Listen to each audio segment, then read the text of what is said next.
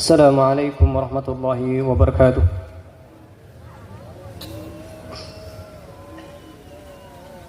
كبروا كبروا ليبلغ تكبيركم عننا السماء. كبروا فإن الله عظيم يستحق الثناء. الله أكبر الله أكبر الله أكبر الله أكبر الله أكبر الله أكبر الله أكبر الله أكبر الله أكبر الله أكبر لا إله إلا الله والله أكبر الله أكبر ولله الحمد. الله أكبر كلما لاح صباح عيد وأسفر. الله أكبر كلما تاب تائب واستغفر. الله أكبر كلما لمع برق وأمطر. الله أكبر لا إله إلا الله والله أكبر الله أكبر ولله الحمد.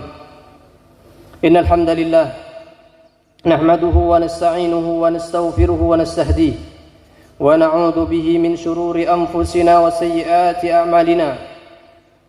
من يهده الله فلا مضل له ومن يضلله فلا هادي له. أشهد أن لا إله إلا الله وأشهد أن محمدا سيدنا محمدا عبد الله ورسوله وصفيه من خلقه وحبيبه خاتم أنبيائه وسيد أصفيائه صلى الله عليه وعلى آله وأصحابه ومن سار على نهجه ومن تمسك بسنته إلى يوم الدين. فيا أيها الناس أوصي نفسي وإياكم بتقوى الله فإن التقوى وصية الله للأولين والآخرين.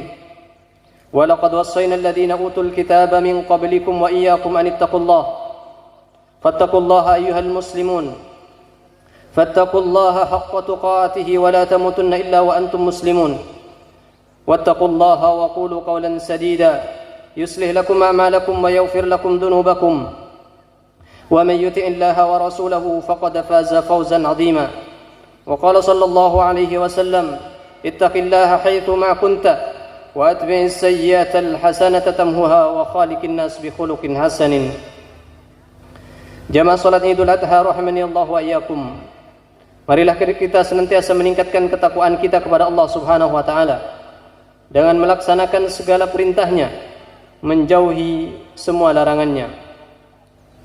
Maka hadirin rahimakumullah, kita hadir di tempat kadin toka angkui menunjukkan ketakwaan kita kepada Allah Subhanahu wa taala. Dzalika wa may yu'azzim sya'airallah fa innaha min taqwal qulub. Saungkuna orang-orang sing ngaku-ngakin dak syariat-syariat Allah.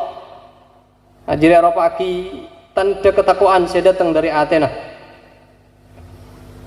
Salawat serta salam senantiasa kita haturkan atas baginda kita Nabi Muhammad sallallahu alaihi wasallam. Kita berharap kelak di hari kiamat kita bakal ngoleh syafaat Rasulullah sallallahu alaihi wasallam. Jamaah salat Idul Adha rahimani Allah wa iyyakum. Kita hadir dengan tempat kadinto memenuhi panggilan Allah Subhanahu wa taala dengan hati yang senang, dengan hati yang gembira. Maka kita memang diperintahkan oleh Allah Subhanahu wa taala, diperintahkan oleh Rasulullah sallallahu alaihi wasallam ketika menyambut datangnya hari raya, baik Idul Fitri maupun Idul Adha, harus dengan hati yang gembira. Akan tetapi Islam mengatur bagaimana kemudian kita menunjukkan kegembiraan kita. Maka di momen Idul Adha kita dianjurkan untuk banyak bertakbir, banyak membaca tahlil, banyak membaca tahmid, banyak berdoa kepada Allah Subhanahu wa taala. Saling mendoakan satu dengan yang lainnya. Adapun hal-hal yang selain itu yang melanggar perintah syariat Islam, maka itu jangan dilakukan. Seperti halnya di antara salah satu kebiasaan orang ketika menyambut datangnya Idul Adha atau Idul Fitri, kemudian bergembira, tapi kegembiraan itu dipraktekkan dengan menyalakan mercon atau petasan. Maka ini jelas haram, jelas melanggar perintah syariat Islam. Bahkan Dewan Fatwa Majelis Ulama Indonesia sudah mengharamkan hal tersebut. Oleh karena itu, ini hal yang harus kita hindarkan. Selain daripada itu, jamaah rahimakumullah, di situ ada terdapat tabdzir, ada terdapat mubadir, menghambur-hamburkan harta. Yang mana Allah berfirman wala tubadzir tabdzira. innal mubadzirina kanu ikhwanasy syayatin. Sungguhnya orang-orang yang menghamburkan harta karena boros, maka dia termasuk teman-temannya setan. Kemudian yang kedua adalah ada mudarat yang bisa mengganggu orang lain. Man kana yu'minu billahi wal yaumil akhir fala yu'dhi jarahu. Siapa-siapa orang yang seiman dak ke Allah dan hari akhir, maka cek ganggu dak kata tanggana. Maka menyalakan mercon atau petasan itu bisa mengganggu. Bisa ada sebagian kita yang sudah lanjut usia, ada yang sedang sakit, ada anak kecil yang tidak senang dengan bunyi yang keras. Maka itu sangat mengganggu dan jelas-jelas diharamkan, apalagi kaitannya menyambut dengan datangnya Idul Adha ataupun Idul Fitri. Hadirin rahimakumullah, kita berada di 10 awal Dzulhijjah. Ini merupakan momen atau waktu yang erat kaitannya kalaban cerita Nabi Ibrahim alaihissalam dan juga dengan para keluarganya. Maka di antara salah satu tanda-tanda yang juga banyak dilaksanakan pada hari ini, yaitu sebagian dari ibadah-ibadah haji yang merupakan syariat Nabi Ibrahim. Inna safa wal marwata min sya'airillah. Kemudian di Baitullah Haram ada banyak tanda-tanda kekuasaan Allah yang berkaitan dengan Nabiullah Ibrahim. Fihi ayatun bayyinatun maqam Ibrahim. Ada yang disebut dengan maqam Ibrahim. Bahkan di antara salah satu syariat yang dianjurkan di Idul Adha yaitu berkurban. Itu juga diambil dari syariat Nabi Ibrahim. Wa fadainahu bidzibhin 'adzim. Dan kami menggantinya dengan sembelihan yang besar. Oleh karena itu jamaah rahimakumullah, kita ingin mengambil beberapa pelajaran dari kisah Nabi Ibrahim yang kemudian kita berharap bisa mempraktekkan dalam kehidupan kita sehari-hari. Jamaah rahimakumullah, yang pertama kita rinto bahwa Nabi Ibrahim adalah orang yang memiliki akidah yang lurus. Nabi Ibrahim tidak pernah menyekutukan Allah. Nabi Ibrahim tidak pernah menyembah berhala. Nabi Ibrahim juga tidak pernah menyembah bintang ataupun tuhan-tuhan selain Allah. Itu dijelaskan dalam banyak ayat, di antaranya Allah berfirman, "Inna Ibrahim kana ummatan qanitan lillahi hanifan wa lam yakun minal musyrikin." Bahkan ada sebagian mereka menganggap bahwa Nabi Ibrahim termasuk orang Yahudi atau Nasrani. Lalu kemudian dibantah oleh Allah Subhanahu wa taala, "Ma kana Ibrahimu yahudiyyan wa la nasraniyyan walakin kana hanifan musliman wa ma kana minal musyrikin." Maka itu kemudian menjadi contoh bagi kita untuk senantiasa menguatkan akidah kita, keyakinan kita kepada Allah Subhanahu wa taala. Jangan sampai kita menyekutukan Allah, meminta kepada selain Allah, meminta kepada kuburan, meminta kepada orang yang tidak bisa memberikan atau tidak mempunyai kemampuan kecuali sesuatu yang sudah diizinkan oleh Allah Subhanahu wa taala.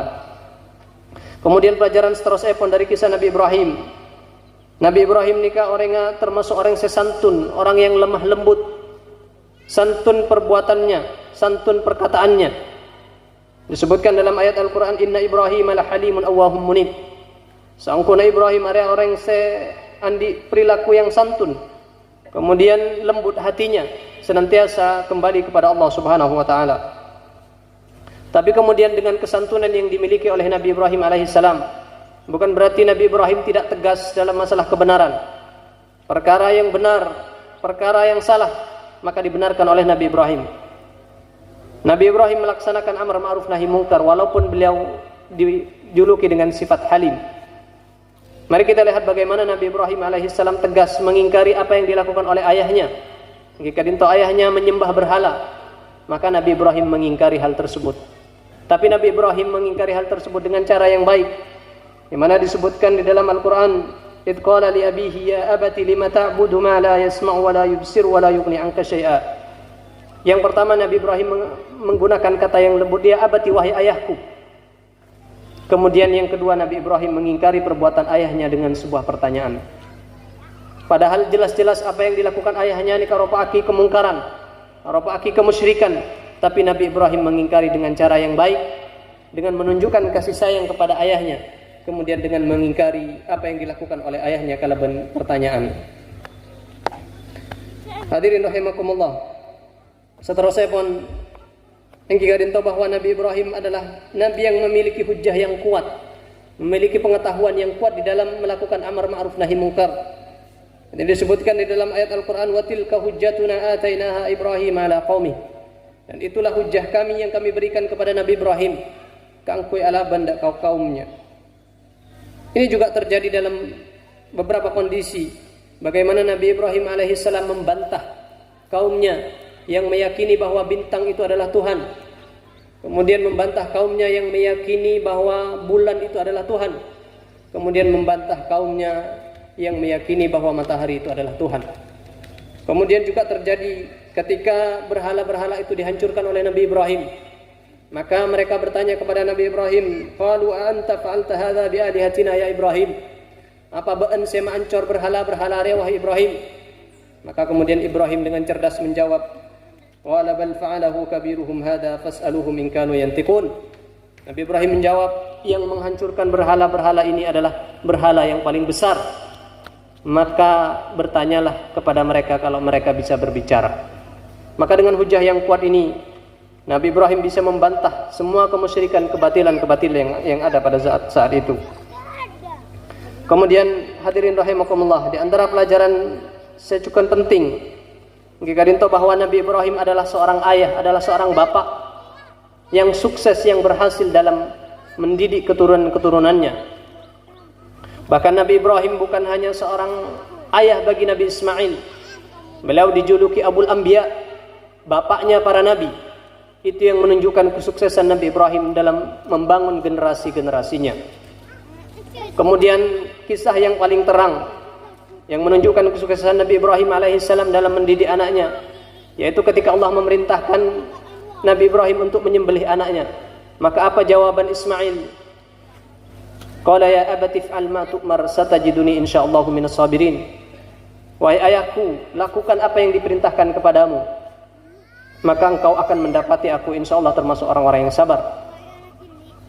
Maka kesuksesan yang luar biasa ketika kita andi keturunan sesiap keangkui melaksanakan perintah Allah Subhanahu wa taala, siap taat kepada orang tua dalam melaksanakan perintah Allah Subhanahu wa taala. Ini kesuksesan selain tidak dapat diukur dengan harta, tidak dapat diukur dengan jabatan dan yang lain sebagainya.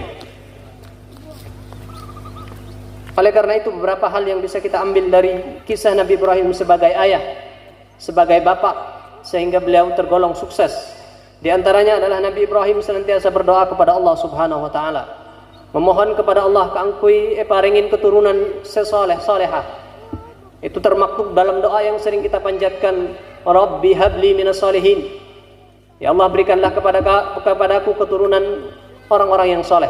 Dan itu adalah doa yang sering kita panjatkan. Itu termasuk doa yang dibacakan oleh Nabi Ibrahim alaihissalam. Tidak hanya itu, Nabi Ibrahim tidak hanya meminta keturunan, tapi setelah Nabi Ibrahim diberikan keturunan, Nabi Ibrahim senantiasa berdoa untuk anak-anaknya, untuk keturunan-keturunannya. Di antara salah satu doa yang diabadikan dalam Al-Quran, wa idh qala Ibrahim rabbi ij'al hadzal balada aminan wajnubni wa baniya an na'budal asnam. Ya Allah, hindarkanlah aku dari menyembah berhala dan jauhkanlah anak keturunanku juga dari menyembah berhala. Dalam doa yang lain, Rabbi ij'alni muqimas salati wa min dzurriyyati. Ya Allah, jadikanlah aku orang yang mendirikan salat dan juga keturunan-keturunanku. Maka hadirin rahimakumullah, ini yang kadang-kadang kita tinggalkan. Sejauh apa sampai mungkin kita mendoakan anak-anak kita? Apa yang ada di pikiran kita ketika melihat anak-anak kita nakal? Ketika anak-anak kita sudah dewasa kemudian membantah orang tua, apakah betul doa itu datang dari dalam hati kita? Apakah betul kita menyebut nama-nama mereka di hadapan Allah Subhanahu wa taala untuk mendoakan kebaikan kepada mereka? Maka kalau tidak, segera bertaubat kepada Allah Subhanahu wa taala. Kemudian kita doakan anak-anak kita supaya menjadi anak-anak yang soleh-solehah. Sebagai contoh yang sudah dikisahkan oleh Nabi Ibrahim alaihissalam. Maka disebutkan orang yang saya paling lemah, yang jika dinta orang yang saya tidak mampu, tak bisa keangkui doa. Bayangkan mungkin saja bagi kita tidak mampu untuk melangkah ke masjid, sholat berjamaah, tapi tidak ada yang tidak mampu berdoa. Maka siapapun yang tidak berdoa kepada Allah, maka sesungguhnya dia adalah orang yang paling lemah. Hadirin rahimakumullah, pelajaran seterusnya pun kita dinta bahwa Nabi Ibrahim tidak hanya berakidah lurus, tidak hanya mempunyai akidah yang kuat, tapi Nabi Ibrahim juga menanamkan akidah yang kuat kepada anak-anak keturunannya. Sebutkan dalam sebuah ayat, wa ja'alaha kalimatan baqiyatan fi aqibihi la'allahum yarji'un. Dan Nabi Ibrahim menjadikan kalimat tauhid sebagai kalimat yang kekal terhadap anak keturunannya agar mereka nanti kembali kepada kalimat tauhid tersebut. Kemudian Nabi Ibrahim juga berwasiat kepada anaknya, wa wassa biha Ibrahimu banihi wa Yaqub ya bani innallaha astafa lakumud-din fala tamutunna illa wa antum muslimun. Seterusnya pun di antara pelajaran kesuksesan Nabi Ibrahim alaihissalam dalam mendidik anak, yang kikarinto bahwa Nabi Ibrahim adalah orang yang senantiasa memberikan keteladanan yang baik. Laqad kanat lakum fi uswatun hasanatun fi Ibrahim walladzina ma'ah. Napa keteladanan yang baik yang dilakukan oleh Nabi Ibrahim? Ketika pertama kali Nabi Ibrahim mendapatkan perintah Allah Subhanahu wa taala, mendapatkan perintah dari Allah untuk menyembelih anaknya, maka Nabi Ibrahim adalah orang yang pertama kali menerima perintah itu, tidak membantah, tidak ragu sedikit pun. Maka ketika hal itu disampaikan kepada putranya, kepada anaknya Nabi Ismail, maka Nabi Ismail juga tidak ragu terhadap perintah itu. Dengan sabar, dengan tabah, dengan kuat menerima perintah itu. Padahal perintah itu adalah perintah untuk menyembelih. Kenapa? Karena ketaatan kepada Allah, kepasrahan kepada Allah itu dimulai dari orang tuanya, maka kemudian anaknya mengikuti. Maka hadirin rahimakumullah, sobung orang yang paling dibanggakan oleh anak-anak kita selain daripada ayahnya, selain daripada bapaknya. Sebelum mengenal siapapun, anak-anak akan mengenal bapaknya. Oleh karena itu, kita sebagai orang tua harus siap menjadi contoh yang baik. Harus siap menjadi contoh yang baik. Bagaimana mungkin kita ngarep andik keturunan sesoleh-soleh, setakwa kepada Allah, tapi kemudian kita tidak memulai kesolehan itu. Bagaimana mungkin kita berharap bahwa anak-anak kita kelak menjaga sholatnya, tapi ternyata kita tidak mulai dari diri kita menjaga sholat kita.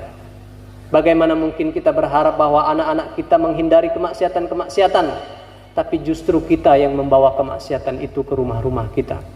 Naudzubillahi min dzalik. Kemudian seterusnya pun yang kikarinto Nabi Ibrahim senantiasa membangun komunikasi yang baik. Pertama, komunikasi yang dibangun Nabi Ibrahim senantiasa menggunakan kalimat atau panggilan sayang kepada anaknya, yang mana disebutkan dalam Al-Quran, falamma balagha ma'ahu as-sa'ya qala ya bunayya. Ya bunay, dalam bahasa Arab ini artinya termasuk isim tasghir, yang artinya untuk menunjukkan kedekatan, wahai anakku. Padahal anaknya Nabi Ibrahim ketika itu Ismail sudah beranjak dewasa. Kita bapak-bapak rahimakumullah, ibu-ibu rahimakumullah, kita bisa mengungkapkan kasih sayang kepada anak kita saat anak kita masih kecil. Tapi ketika sudah dewasa, jangankan mengungkapkan dengan ucapan kasih sayang, berbicara saja tidak mampu. Melihat kejelekan yang dilakukan, kita tidak siap untuk menegurnya. Kita lebih baik menghindar terkadang. Padahal Nabi Ibrahim ketika anaknya sudah dewasa, Nabi Ibrahim masih menggunakan panggilan sayang, ya bunay, wahai anakku. Maka demikian juga jawaban Ismail, ya abati, wahai ayahku. Bagaimana kita memanggil anak kita, maka seperti itu jawaban yang kita dapat. Kalau kita memanggil dengan bahasa yang baik, maka dia akan membalas dengan bahasa yang baik pula. Kalau kita memanggil dengan bahasa yang kasar, maka mereka juga akan menunjukkan sikap kasar kepada kita. Kemudian yang berikutnya adalah Nabi Ibrahim berdialog, memberikan kesempatan kepada anaknya untuk berpendapat. Kenapa? Karena anaknya sudah dewasa, karena anaknya sudah mengetahui mana yang benar, mana yang salah. Ini yang juga jarang terjadi di antara kita, jamaah rahimakumullah. Kita terkadang maksa akih, tak beri pendapat, tak tanya ke anak-anak kita, putra-putra kita, putri kita yang sudah dewasa. Padahal Nabi Ibrahim ketika melaksanakan perintah Allah, inni ara fil manami anni adbahuka fandur madza tara. Nabi Ibrahim bertanya, tidak memaksakan, beenam pusambeli. Tapi Nabi Ibrahim bertanya tentang pendapatnya Ismail. Padahal itu jelas perintah Allah Subhanahu wa taala. Kenapa boleh hanya hal-hal yang lain? Oleh karena itu, kita sebagai orang tua, khususnya sebagai ayah dan juga sebagai ibu, harus banyak-banyak membangun komunikasi dengan anak-anak kita, memberikan mereka ruang untuk berpendapat, lalu kemudian meluruskan mana yang tidak baik, kemudian menyetujui apa yang baik. Hadirin rahimakumullah, dari pelajaran yang terakhir nikah kita harus menyadari bahwa saat ini atau hari ini bahaya yang mengancam generasi-generasi keturunan kita itu betul-betul sudah ada di depan kita. Tidak jauh, bukan di luar, bukan di kota luar, bukan di negara lain, bukan di seberang sana, tapi bahaya itu sudah masuk ke rumah-rumah kita. Teknologi yang canggih itu betul-betul membahayakan.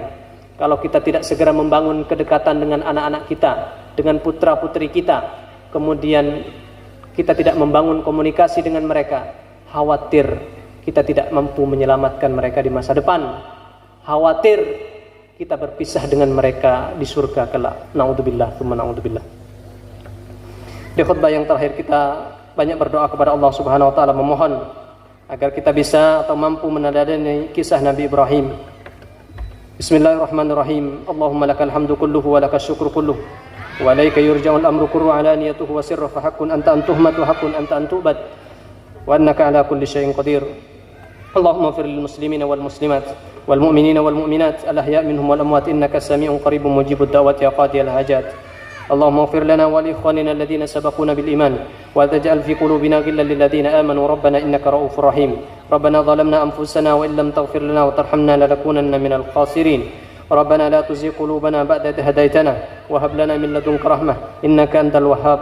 ربنا إنك جامع الناس ليوم لا ريب فيه إنك لا تخلف الميعاد. اللهم ربنا تقبل منا صلاتنا وصيامنا وقيامنا وركوعنا وسجودنا وتخشعنا وتضرعنا وتمم تقصيرنا برحمتك يا أرحم الراحمين. اللهم أعز الإسلام والمسلمين وأهلك الكفرة والمشركين وأعل كلمتك إلى يوم الدين برحمتك يا أرحم الراحمين. اللهم انصر إخواننا المجاهدين في فلسطين. اللهم انصر إخواننا المجاهدين في فلسطين. اللهم انصر إخواننا المجاهدين في فلسطين. اللهم ثبت أقدامهم وأنزل السكينة على قلوبهم ووحد صفوفهم برحمتك يا أرحم الراحمين. اللهم ألف بين قلوب المسلمين وأصلح ذات بينهم واهدهم سبل السلام وأخرجهم من الظلمات إلى النور برحمتك يا عزيز يا غفار. اللهم إنا عبيدك بنو عبيدك بنو إمائك نواصينا بيدك ماد فينا حكمك عدل فينا قضاؤك. نسألك الله بكل اسم هو لك سميت به نفسك أو أنزلته في كتابك أو علمته أحدا من خلقك أو استأثرت به في علم الغيب عندك أن تجعل القرآن العظيم ربيع قلوبنا ونور صدورنا وجلاء أحزاننا وذهاب همومنا وغمومنا. اللهم ذكرنا منه ما نسينا وعلمنا منه ما جهلنا وارزقنا تلاوته آناء الليل وأطراف النهار على الوجه الذي يرضيك عنا. اللهم لا تدع لنا في مقامنا هذا ذنبا إلا غفرته ولا هما إلا فرجته ولا مريضا إلا شفيته ولا دينا إلا قضيته ولا حاجة من هوائج الدنيا إلا قضيتها ويسرتها يا رب العالمين. ربنا آتنا في الدنيا حسنة وفي الآخرة حسنة وقنا عذاب النار. وآخر دعواهم أن الحمد لله رب العالمين. السلام عليكم ورحمة الله وبركاته.